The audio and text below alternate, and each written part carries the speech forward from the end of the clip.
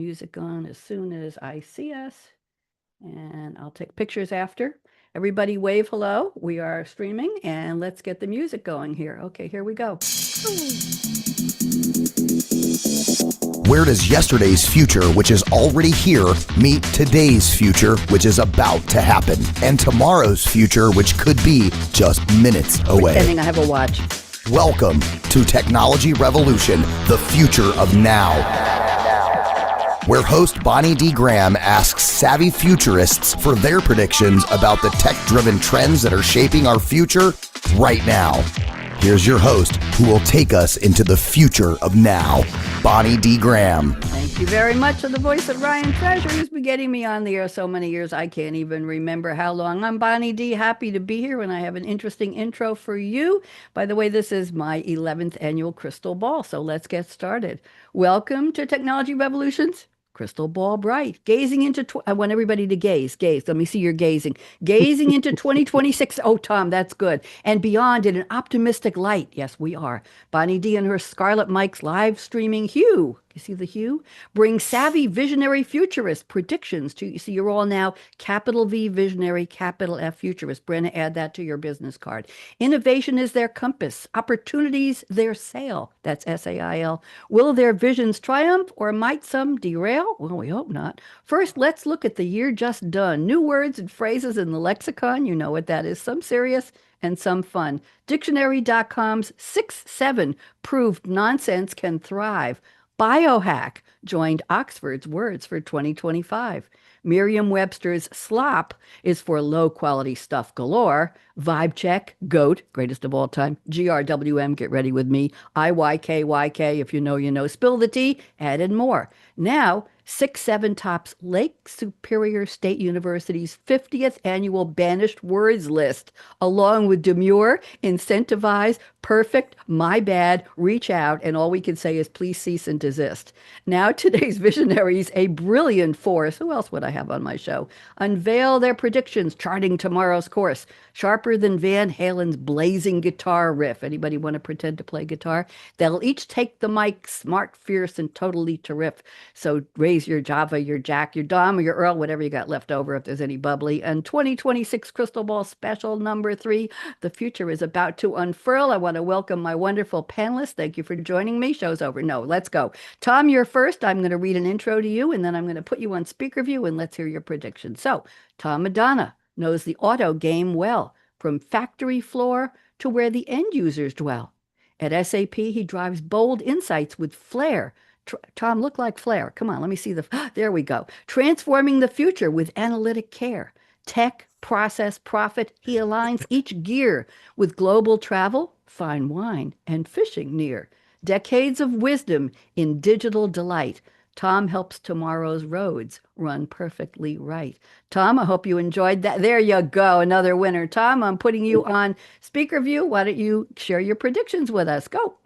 So I'm going to take a prediction that I did a couple years back, and I'm going to expand upon it. So 2 years back, I said the prediction is by the time we hit this period of time, we'd have the flying car taxis.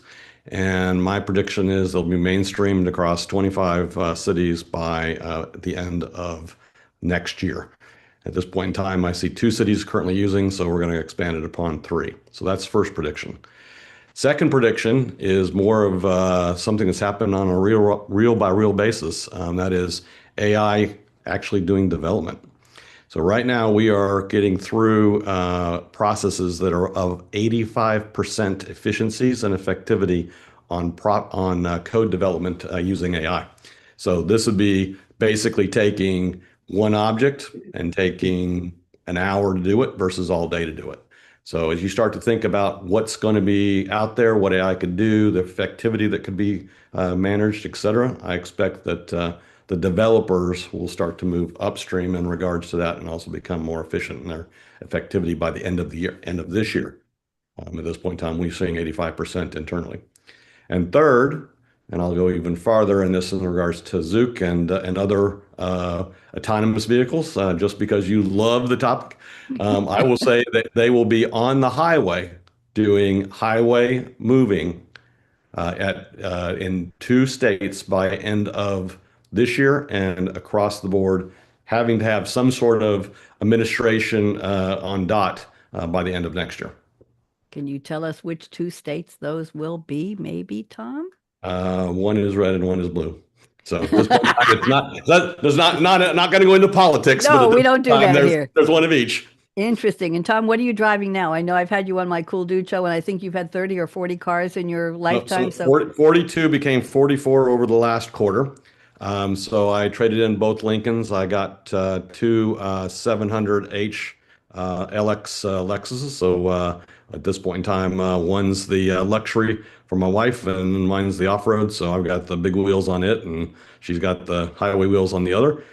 And being such a bleeding edge on the car stuff, we got them home, and we have 2 aged dogs of the number of pack that we run. At this point in time, I won't go into the numbers we have, but let's put it this way: there's more than 20 legs running around this house. And they didn't fit in those 2 vehicles, so we went out and bought another vehicle. So I bought a certified used Mini, and the new license plate on it came before Christmas. Dog car. So lab cab was not available, so dog car was it. So I'm so glad I asked. We might have to go around and ask people about their pets and their cars. Anybody have any comments for Tom? Bob, I saw that. I was going to say I saw the finger. Bob, please go ahead. Question for Tom. Do you think they're going to be successful at reducing the price point? Because I completely agree with you. The ones I've seen are right now are priced at like $350, which is way too high for the public. What are they going to do to be able to drop that price point? I think a lot of it's coming down to just competition. As soon as you have competition, you're going to price point drop. So when you start talking about the autonomous vehicle, there are competition out there. Those competitions are basically going at different mechanisms of how they're actually implementing grid fence, not grid fenced, camera, et cetera. I think the same thing's going to happen with the taxis. And you're even seeing the private air come down. So anybody who's actually looked at taking a private jet lately, it's about $1,000 a person. When you think about what you're going to pay on commercial, it ain't a whole lot more than that, depending upon where you're going. So competition is driving the cost down, and I think that's going to continue. Thank you very much. Anybody else have any comments or questions? Simon, you look like you had something to say. Any thoughts on that? No, you good? Okay, he's saving himself. Anybody else? We all good? Thank you, Tom. Very, very interesting. And let's go to Brenna next. And Brenna, I'll read your intro here. From childhood dreams of a city so grand to shaping urban tech with a skilled, steady hand, Brenna's a leader in data. Her vision is keen as she transforms Chicago to its rightful sheen. With city tech's drive and a passionate stride, her bridged innovation with cities worldwide. Now a consultant, she continues to sow how AI and data help urban life glow. I hope you like that, Brenna. I like that one. Oh, I've saved good. over the years, Bonnie. That one was good. I'm very, very glad. We like a seal of approval here. Okay, I'm putting you on speaker view. Let's have your predictions and take your time. We're way ahead of time. Go ahead. Great. So my first prediction is about municipal government. I think that we're already seeing the adoption of AI. That won't surprise anyone. But I think we're finally going to see the sort of evolution or transformation of AI to drive policy, not just efficiency. So an example would be moving from, delivering food stamps quickly and efficiently to actually using AI to try and solve food insecurity. So that's a big move for cities, which requires not only technical prowess that some of them are developing, but also a different way of thinking about how policy is developed, evaluated, and then reinvested in. But it's an exciting opportunity.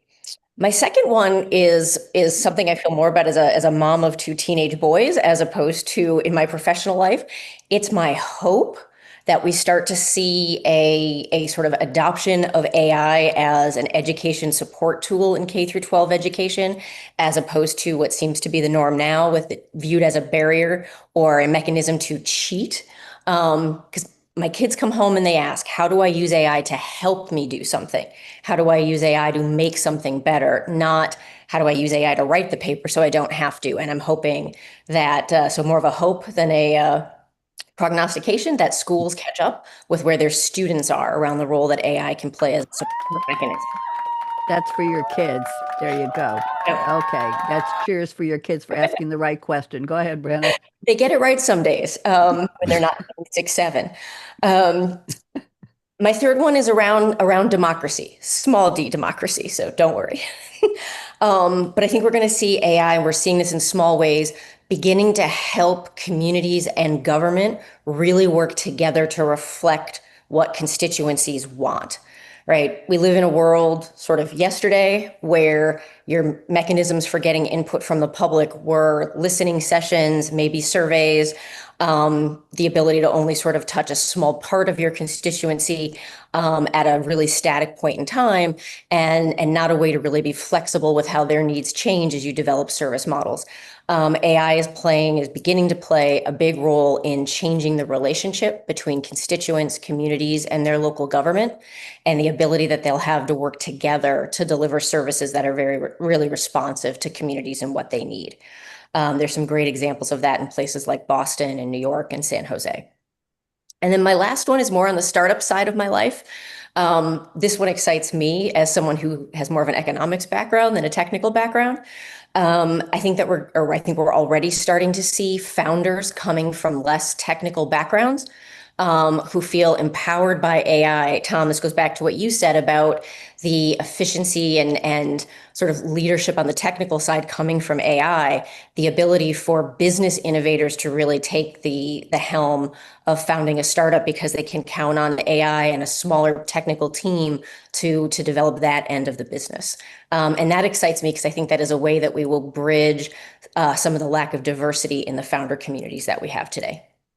Thank you, Brenna. Brenna, any chance that you have a secret startup you're thinking about that you would like to share with us? Because we won't tell anybody. You won't tell anyone. Don is sworn to secrecy. Don, show the zip up the lip there. Don would be the first person I would tell. He'd be my first phone call. I know, but he won't tell anybody else, and I won't tell anybody else. No. So is there anything you want to share with us? And unfortunately, I don't have one. I will tell you, I'm advising some awesome ones right now that I can't tell you how impressed I am at the sort of civic challenges that these companies are willing to take on, things from juvenile justice to emergency preparedness, and being able to build successful business models around what were traditionally viewed as sort of civic challenges that might not actually be enough to make a company go.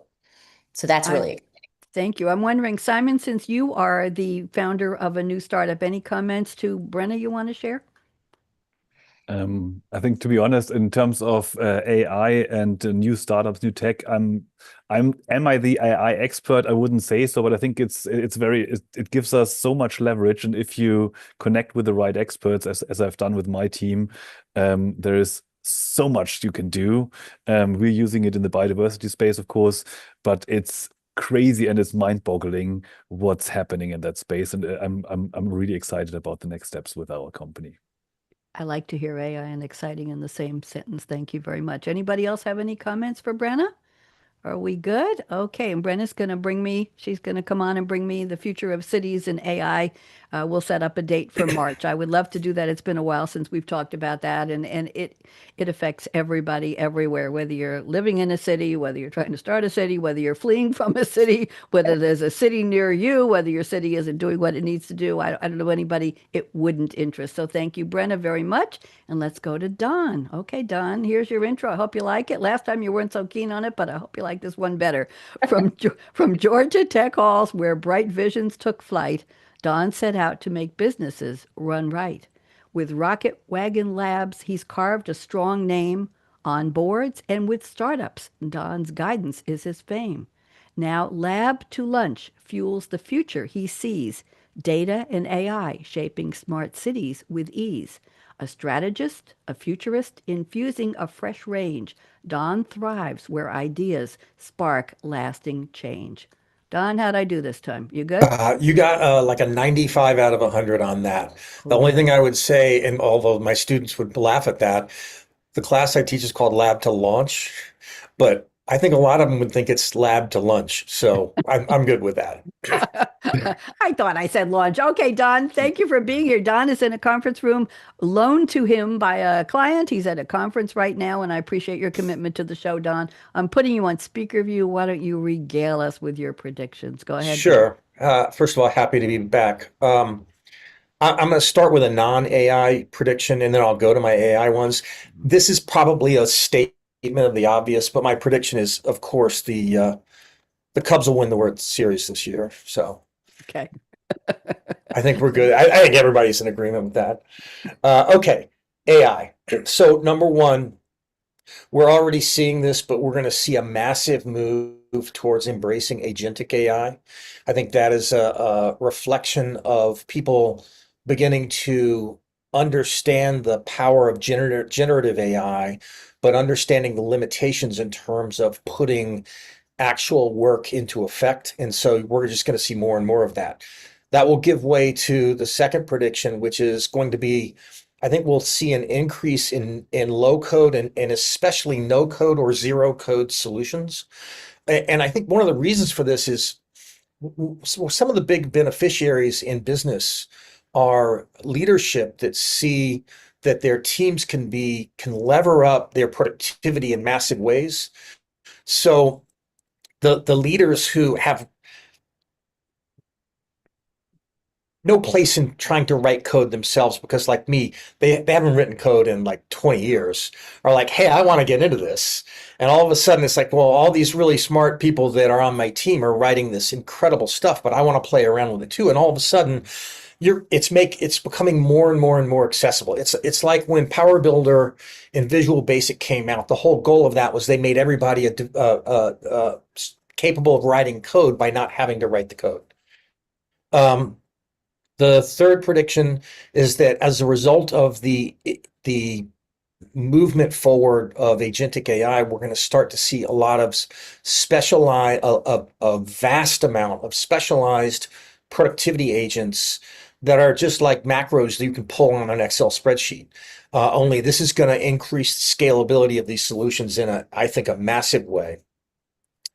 And then the last prediction I have is from an industry perspective. One of the industries that can benefit incredibly from isolated use of AI, but can benefit exponentially more by the combinatorial elements, thus agentic AI, is healthcare. And I think what we're going to see happening in healthcare as a result of the advances in AI are going to be spectacular and move at an incredible pace.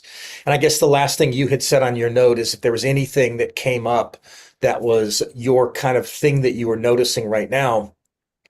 I've had I added this 2 days ago when I was reviewing my notes, because in the last 4 weeks, actually, that's wrong. In the last 2 weeks, I've been in conversations with at least 3 or 4 people younger than me, more heads down into AI, but the younger than me doesn't really rule out a lot of people. More heads down into AI that are like vibrating in place about Claude Code. And what that represents is this like new step forward that has everybody buzzing. And I think it's a real deal. So those are my predictions. Thank you very much. You were talking, Tom, 1 second, I'll get you. You were talking, Don, about maybe 20 years since you were coding. I was a programmer analyst back in the day. I'm still considered an early woman in tech. Brenna, I don't know if that was intended to age me or date me, but I still am honored to say that I was early to the game, not as early as Grace Hopper.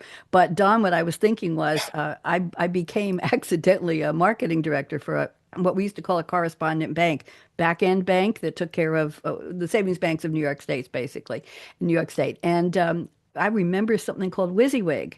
And I was able to use a program called PageMaker, which came around, it exceeded the time span, I think, of Quark Express, which came after. But PageMaker was one of the rudimentaries.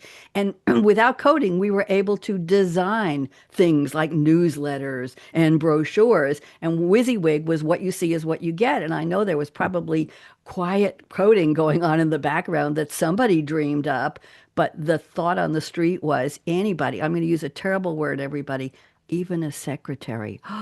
Now it's admin, it's assistant, it's, engineer, whatever we want to call these wonderful people.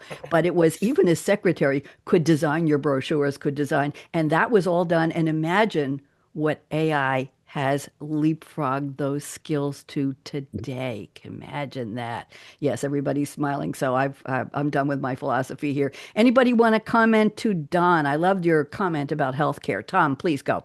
So I think one of the things that he mentioned that I think is very interesting, and this is the time of year where we start doing between November through the first part of January, getting ready for kickoff and doing all the research and getting ready for our industry releases, et cetera. So I've had conversations with IDC, Forrester, Gardner, you go down the list.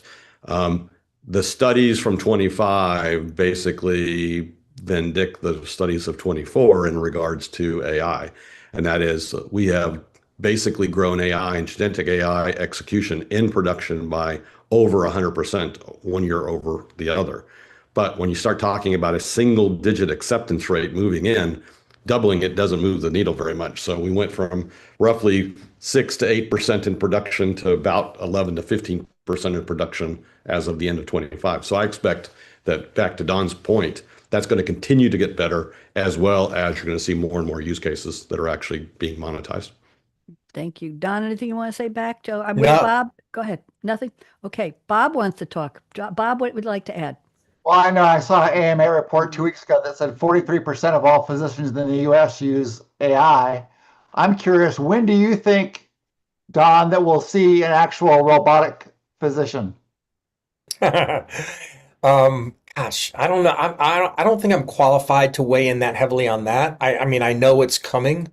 I know that it's entering the surgical theater in various steps along the way, but I think it is coming. It's just like autonomous, vehicles.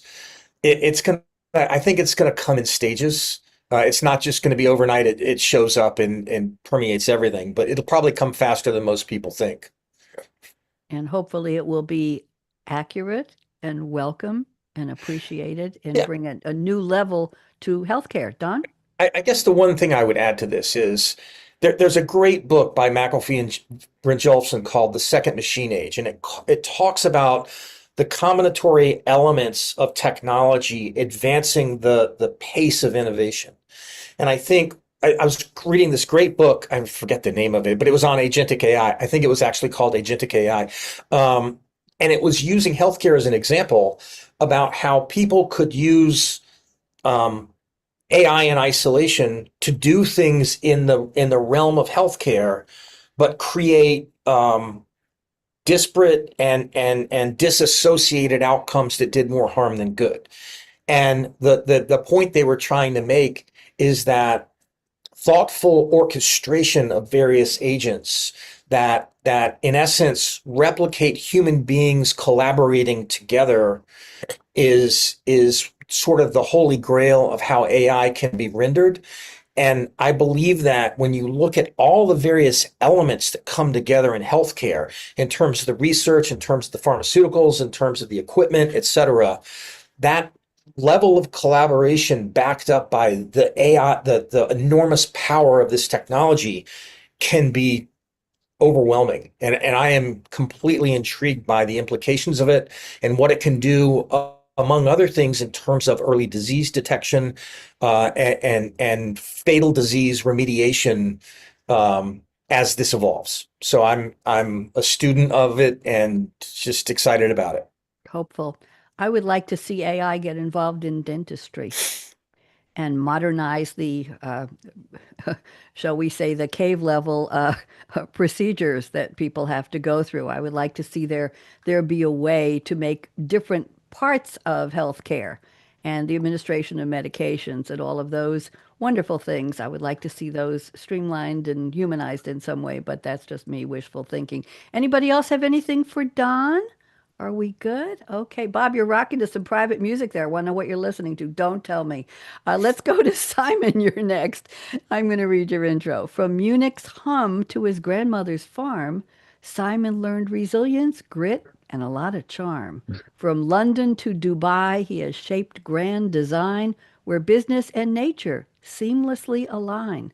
The founder of Nature Credits, Simon has set his mark, restoring biodiversity with science and AI spark. He partners with forests, land stewards and teams to turn local care into measurable dreams. I hope you like that, Simon. How'd I do? Good? Spot on. Thank you. Oh, Amazing, good. as I'm always. glad. Okay. I'm putting you on speaker view. Let's hear your, and take your time. We are way ahead of schedule, kids. So just Thank you so much. go ahead. So, of course, I'm bringing you some predictions from the biodiversity space and AI. These are actually infused with the discussions I have with our technicians, with our programmers every day, and with our scientists, of course, as well. So, two predictions. Number one is that AI will, in our minds, supercharge everything that's around satellites-based biodiversity monitoring. So all these pixels you see from space will be turned into ecosystem intelligence. I mean, we often think these satellites are those all-seeing eyes in the skies, and I think the more we move along on the time in time, the closer we are getting there. And the satellite data, actually combined with AI, is getting pretty good in identifying, for example, tree species. We're talking about canopy health. We are talking about biodiversity uplift that we're able to measure already in a positive sense, but also we can detect illegal deforestation and even wildlife movement from space. So that we can do with satellite data combined with AI. But the problem or the catch here is that you want to go under the canopy cover, so beneath the trees, into the undergrowth. And that's where this satellite signal, at least as still now, fades. There is some indirect data that you can use to think about biodiversity and ecosystem health, but actually underneath the canopy, that's where it gets a bit messy and also rich. There's birds, there's frogs, there's insects, and they're all crawling around on the ground and indicating how well the ecosystem there is doing. And with satellites, it's hard to see. So here is my prediction number 2. AI is again a game changer in that area because it will connect satellite data with actual boots on the ground sensors. So we're using different sensors, and those will reveal what's underneath those trees and exactly where those satellites go blind. So AI will, in my mind, bring together thousands of different ground level data streams. We're talking about acoustic sensors that are recording forest sounds. We're talking about camera traps. We're talking about even cars or smartphones held by hikers that are providing us data. And AI will turn these into our ears and eyes under the leaves, basically. So that's it. And make sense of this whole flood of data that's happening. AI will help us to identify those species. It will help us to flag any changes in the ecosystem. And what we will end up with is a kind of living and learning map of biodiversity that's actually in motion. So the full story is we have satellite data for biodiversity, and we will also have biodiversity data combined with AI on the ground, so we can not only see what's happening from above, but we can see through.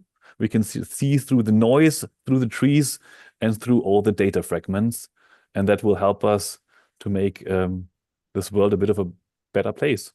So that's what I'm working on. One of the key words you said, Mark, 1 second. One of the key words you said, Simon, was learning.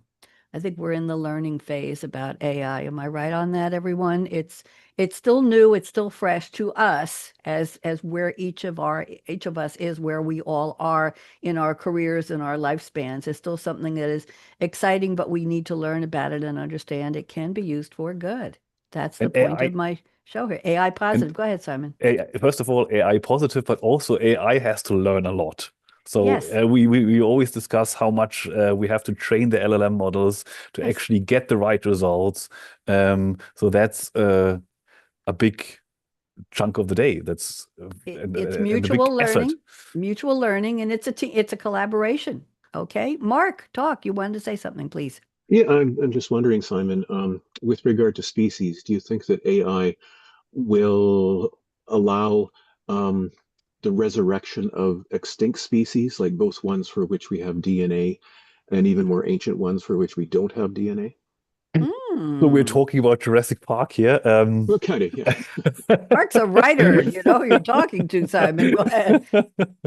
Um, First of all, I mean that's not the direction we are thinking. We are thinking right now at all. For us, it's more about measuring, about what's measuring and making sense about what's there. Will we be able to resurrect any dead species? I think that's exactly that's material for sci-fi and fiction as of now, and I don't I don't think so. My Hmm. personal opinion. Hmm. Okay, I'm going to ask a favor from everybody because Don told me he's got to leave at a certain time. I know we're running ahead of schedule. I didn't do this before, but I want you all to just smile for me because I want to get a group picture so we don't have to keep anybody late. There we go. Ah, you know what I always do. Tilt your head to the right just to drop, and tilt your head to the left the other way so I can tell the pictures apart. Oh, you're all so wonderful. Thank you very much. Okay, Don, that was an honor of you.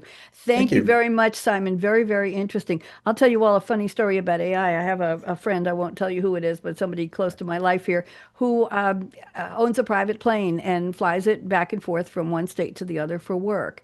And he is thinking of selling the plane. And he's a what the heck could AI do for me kind of a person. Okay, he's an attorney, by the way, a corporate attorney. And the question was, well, what do you think you could learn about it? Well, this person used Gemini and said, I want to sell my plane. Help me write a letter to brokers who might be able to arrange for a good sale of the plane. And Gemini helped him write the letter, and he picked and chose what parts of the text he was sent he wanted and started sending it out. And it helped him find out his plane is worth a lot more money than he thought it was. But Sure. he's using Gemini on this not part of work, but part of life to get to work, which is an interesting extension of how do I go back and forth? Do I want to have my plane anymore? Just an interesting story. And he said, you know, Gemini was really, really cool. And I said, yes, I'm very happy you found out. But he found out at his own pace, at his own level, something that made sense to him. And I have to tell you all that Bob Ficken is a champion at sending me AI news. We're text friends, and he sends me almost every day news about Don, about healthcare innovations in AI. And I get these little blurbs. Bonnie, you won't believe this, and they arrive in my text, in my messages. So I want to thank you, Bob. You're a great courier of information. Anybody have any more comments about that, or shall we move on? I think we're ready. Okay, Mark Morton is up next. Mark, I'm going to read your intro here. While kids played hockey in the street, Mark dove into books, a scholar's seat. From Shakespeare's lines to CBC, he's taught and traced how words shape history. Now fiction calls, Mark, Mark, dystopian skies with YA arcs and sharply articulated replies. Mark's driven to write what he cares about, fueled by curiosity's endless route. I had to rhyme about and route, Mark, I hope you like that. Okay, Mark, I'm putting you on speaker view. Why don't you give us the writer's view, the history view, the teacher's view, whatever your POV is. Talk to us. Sure. Well, unlike the predictions that we've heard so far, none of mine have any practical value, I think. But I think they're interesting. The first one is I'm really interested in seeing what AI will be able to do with ancient scrolls and tiny fragments of manuscript. Like we have some uh, dozens, thousands of ancient scrolls which are so brittle that we can't even undo them. They're hundreds, thousands of years old. And I think AI, in conjunction with some sort of imaging technology, should be able, and we are doing this already, even before AI, but I think, should be able to accelerate that and do a much better job at that. Basically, with these tiny fragments, you can have thousands of pieces and putting them together so that we have a whole manuscript again. And I think that'll contribute to, the culture of this planet. Um, The next thing that I'm interested in is this. I mean, there's so much genealogical data that's available, from churches and various other things like that, going way, way back. Um, and anybody who's tried to do this, it takes a tremendous amount of time to sort through all these documents, these family history documents. But I think that AI should be able to uh, really accelerate that too, because it can look at all this data, put it together, and for somebody like me, I mean, my ancestors came to North America. I mean, I know who my great grandparents were, but beyond that, I have no idea. That's just been lost to time. And I think it'd be interesting to try to use AI to extract more information from that genealogical information. I don't mean DNA in that sense, but just, family histories. The other thing, I'm interested in languages, and scholars, for more than a century, um, they put together or they reconstructed something which is called Indo-European, like the source, the conjectured source of languages of Europe and of India. And then they went one step further and came up with Proto-Indo-European, which pushes it even further back. And I think that AI should be able to, look at languages and push it even further back so that maybe we can get to a proto-proto language that is closer to, the original language of humans, which probably goes back to Africa, of course, or Mesopotamia. So I think that'd be fascinating if those things could be accomplished. Thank you very much. Let me go back to speaker view to everybody. Anybody have any comments for Mark about ancient civilizations and scrolls? Mark, why don't you tell us a little bit about the types of books you write? I mentioned dystopian. I mentioned used to be a teacher. Bob Mhm. is a college professor as well. Why don't you just spend a minute telling us a little bit about what your Sure. books are about, please? Yeah, well, I actually retired as of January 1st from the university where I worked. Um, and my last book was a YA dystopian novel, and that's what I want to keep writing, or is fiction anyway. But my first four books were nonfiction, and they tended to be about language, culture, and history. So one of them was about the origins of words pertaining to food. Another one was about how people at the ends of previous centuries celebrated or wrote about the ends of their centuries. Another one was about food culture in 16th century England.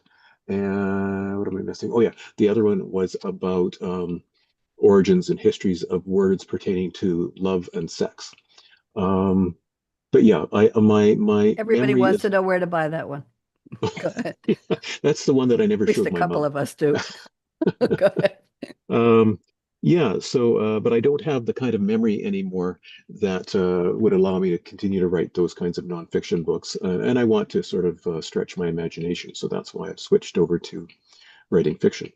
And is there an appetite in YA for dystopian novels? Is that a readership that says we want to know about sci-fi and other worlds and things that may or may not ever happen in our lifetimes? What do you think? Yeah, yeah. I mean, on the one hand, one might think that there might be a glut of that already. There's been so many dystopian novels for young adults and beyond adults, and so many series and movies.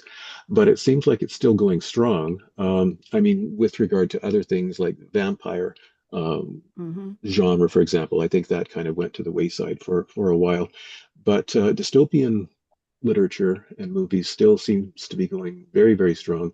And that might be a reflection, of the tough times that the world is in right now. We want to, in most dystopian novels, not all, like 1984, for example, does not end happily, but most dystopian novels do end on some sense of things getting better. Um, I hope you're and giving kids something to look forward to. yeah, yeah, Okay. yeah, some hope. Yeah. All right, Tom. Tom, yeah, buddy, tell him, yes. Thank you, Mark. I appreciate that. And let's go to our final speaker. It is Dr. Bob Ficken. And Bob, here we go. Everybody doesn't know too much about this about Bob. I'm going to tell you. Bob once walked the lawman's beats. Now he sparks minds in classroom seats.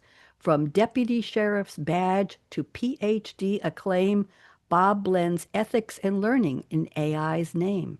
He has flipped companies' AI bans, to greenlit code, meaning they didn't want AI and now they do, guiding impactful change on innovation's road. With his justice roots and tech-savvy might, Professor Ficken helps the future learn right.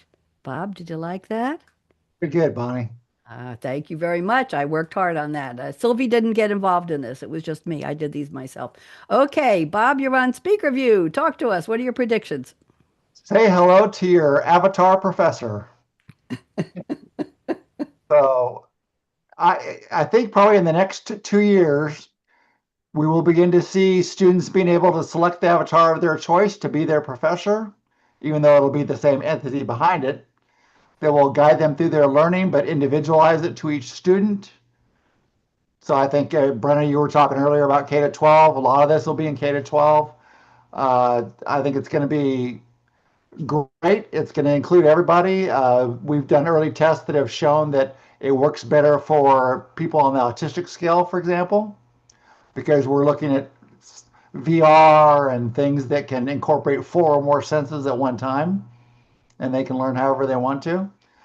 So I think that's going to be pretty fantastic. We're already seeing some of that at work. Merritt College in Oakland already has an AI classroom that's 100% AI. So we're seeing some things like that. We're also seeing more educational tools added all the time that are AI LLM based, large language model based. Anthropic, OpenAI, Google are all releasing things like, let me see if I get the names here because I can memorize them. So AI scientist, Socrat, Gradescope, and many others that are making it easier for teachers to manage classroom, to create assignments, to create lesson plans, and to do all those kinds of things. Now, the toss-up, and I'm not sure really yet which way this is going to go, is whether or not we're going to end up seeing a professor in the front of the classroom, or if all students will be able to just select their own avatar and go that way. Could go either way. We'll see what happens. You're pursing your lips, Bonnie. What's up? I want to know if you were finished. I'm not interrupting you, am I? You still got more? Go ahead. I'm wondering, back in the day, we used to make gifts for our teachers or very low level, but homemade gifts. Like I used to make aprons for my teachers for Christmas gifts at Christmas time. So you'd bake something for them. How do you say thank you to an AI, to an avatar who has taught you for a semester? Do people still do that, or are there laws against that now? I don't know. Bob?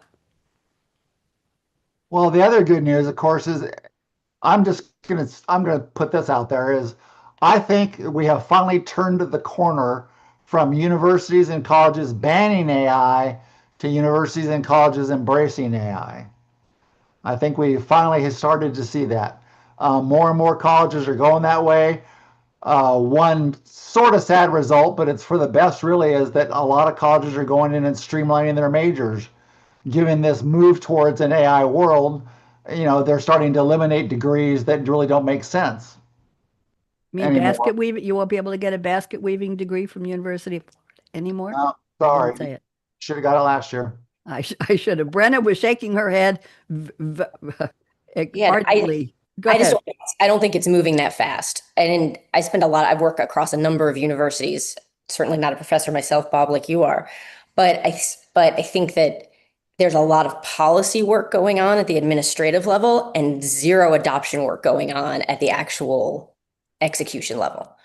Maybe not zero, but I think that a lot of universities, or a lot of professors, right, actual teachers are still pushing back on what might even be established policy at their institution. Interesting. Bob, you mentioned the AI only. Mark, 1 second, I'll get you. Bob, you mentioned AI classroom. What is that all about? AI all?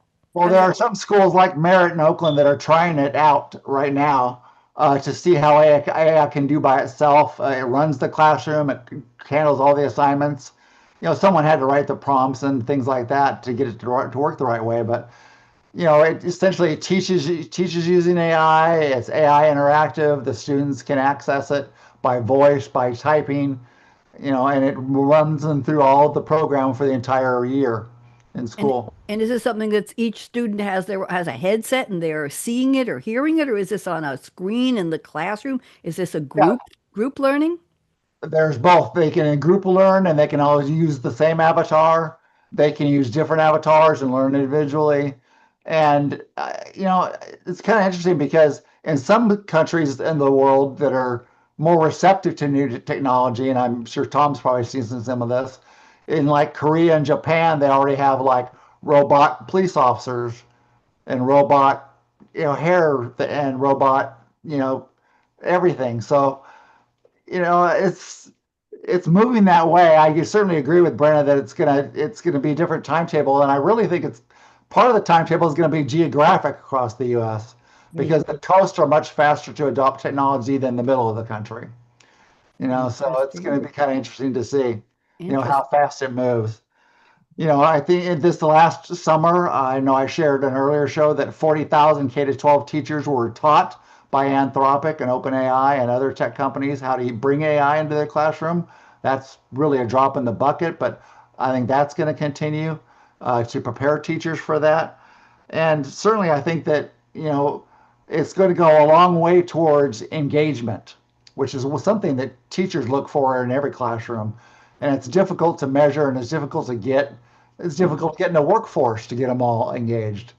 But when you talk about engagement, one of the reasons that that'll happen is because when you start to use all these different medias, AI and VR goggles and things like that, instead of teaching using two or fewer senses like we have for the last 100 years in K-12, we're going to be using AI goggles and things like that that can actually impact 4 or more human senses at one time, which more than doubles retention in our test from the 30 percentile to the 70 percentile. So that means that the students in the future are going to be much more engaged in their learning process, and they're going to retain it all much better, which is going to make them more engaged, more intelligent, and all those things. Make So it not boring, right, Bob? Make it exciting. Well, and I think it's actually going to create some jobs in education because I don't think teachers have time, but someone's going to have to come in and create an individual learning plan for every student. There you go. I want to make sure we go ahead, Don.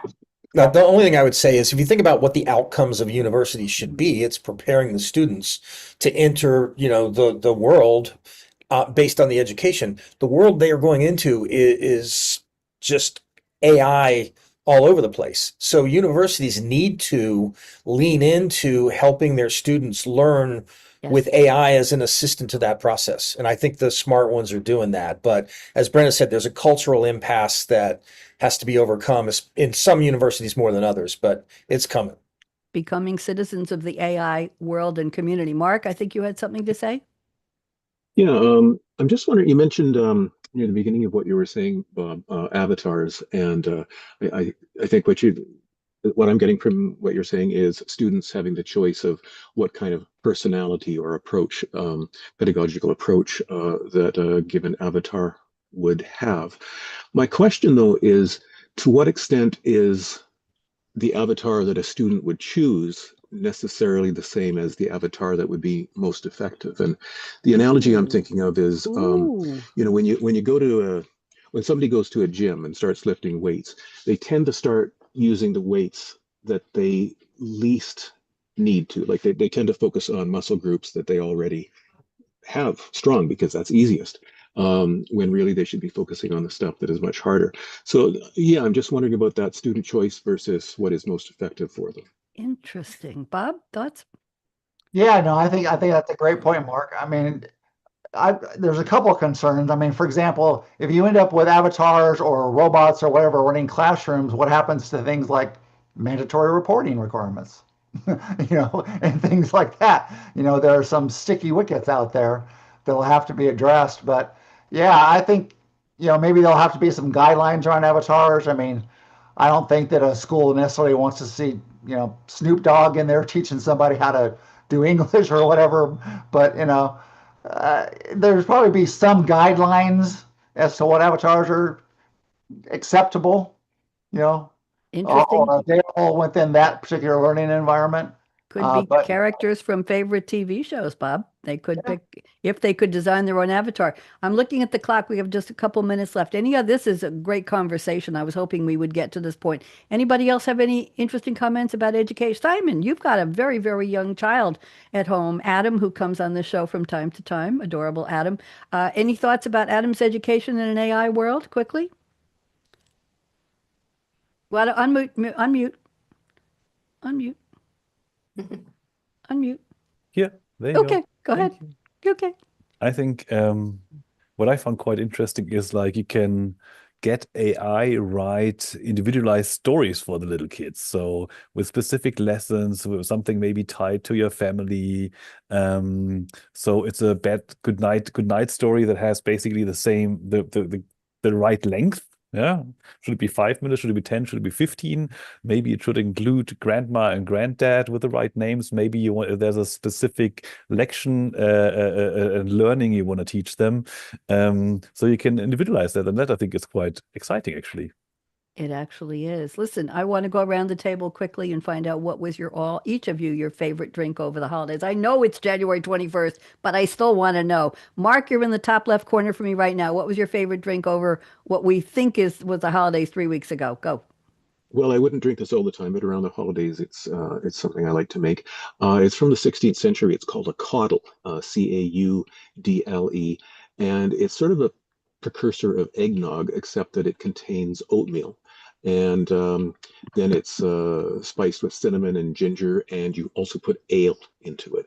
Ale. Okay. Brenna was thinking the name sounded interesting, and then she went when she heard oatmeal, the smile went upside down to a frown. Thank you. Tom, Mr. Christmas chef, Mr. Wonderful aficionado in the kitchen. Tom, what were you drinking over the holidays? Most of everything is non-alcoholic, but eggnog, out of the carton. Okay, there you go. The good stuff is the good stuff. Simon, what were you drinking? I mean, we were taking some time on the beach, so for me it was a cold beer in the evening, which was amazing in this case. Okay, you want to tell us a brand, your favorite brand of beer? You're allowed to say. No, I'm not doing brands. All Okay, good. okay, that's fine. Don, what were you drinking? Guinness Manhattan. My son came over, and when we were all together, he came out with this Guinness-based Manhattan, which I thought was going to be terrible, and it was actually quite good. Okay, we want the recipe. Brenna, what were you drinking? My favorite part about the holidays is Koval Cranberry Gin, which is a Chicago-based distillery, and you can do any number of things with it. Most often, I just make a spritz with it, right? A little bit of dry sparkling wine and one floating cranberry, and it looks festive and it's delicious. Ooh, I like that one floating cranberry. Bob, what were you drinking? hot apple pie, 1 part Tawaka, 2 parts apple cider, warm it up, put it in a warm mug, top it with whipped cream, and stir it with a cinnamon stick.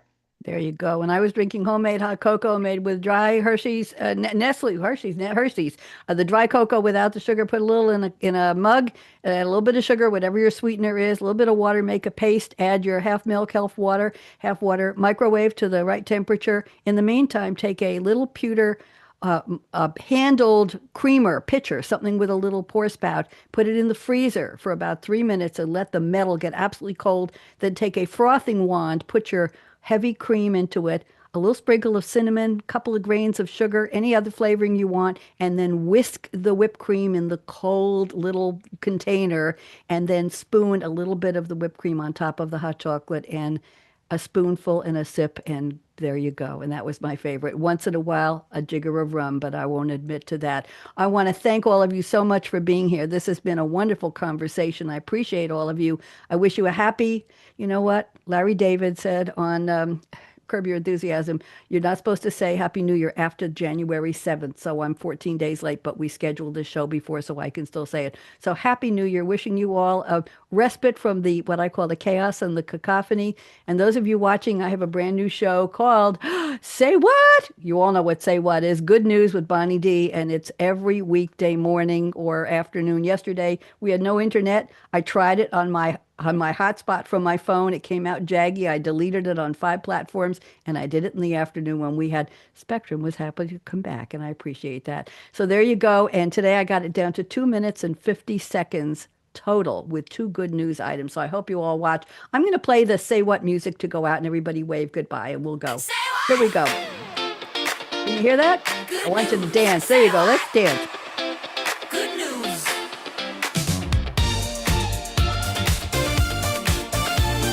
A homemade mug. My TV show with something to talk about. And now it's say what? Magic markers on. Come on. They don't come off. Thank you all. Hugs and kisses to everybody. I appreciate you. We all come back with new topics for this year, okay? Hit play. Good news. Let's lift that mood. Come on. Good people doing what they do. Good news. Feel that smile coming through. This is my Suno Singers. You know what that is. It's Grooves for You.